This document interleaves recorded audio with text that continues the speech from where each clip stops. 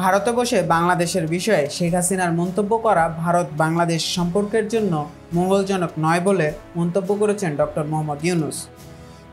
ভারতে থেকে শেখ হাসিনার মন্তব্য করা বন্ধুত্বহীন আচরণ হিসেবে চিহ্নিত করে অন্তর্বর্তীকালীন সরকারের প্রধান উপদেষ্টা ডক্টর মোহাম্মদ ইউনূস বলেছেন, ভারত যদি তাকে রাখতে চায় তাহলে বাংলাদেশ ফেরত না চাওয়া পর্যন্ত শেখ হাসিনাকে চুপ থাকতে হবে।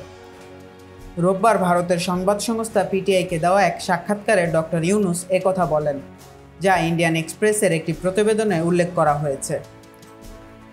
তিনি বলেন, দুই দেশের সম্পর্ক বর্তমানে নাজুক অবস্থায় রয়েছে। ভারতে অবস্থান করে শেখ হাসিনার বক্তব্য দেওয়া বাংলাদেশের জন্য অস্বস্তিকর পরিস্থিতি তৈরি করেছে।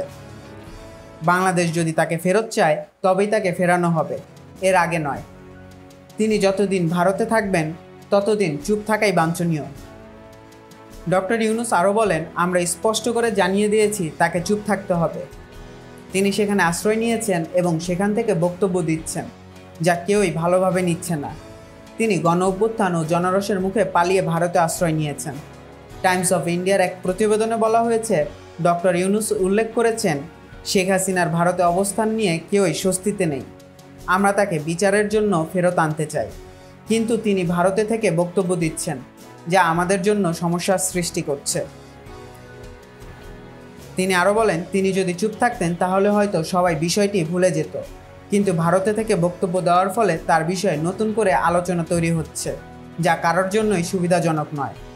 ডক্টর ইউনূস আরও জানান, শেখ হাসিনাকে বাংলাদেশের জনগণের সামনে বিচারের মুখোমুখি হতে হবে। যে ধরনের নিষ্ঠুরতা তিনি দেখিয়েছেন, যতক্ষণ না তাকে বিচারের আওতায় আনা হয়, বাংলাদেশের মানুষ শান্তিতে থাকতে পারবে না। ভারতের সঙ্গে সুসম্পর্কের আশাবাদ ব্যক্ত করে ডক্টর ইউনূস আরও বলেন, শুধুমাত্র শেখ হাসিনার নেতৃত্বই বাংলাদেশে স্থিতিশীলতা আনতে পারে এমন বয়ান থেকে ভারতকে বেরিয়ে আসতে হবে।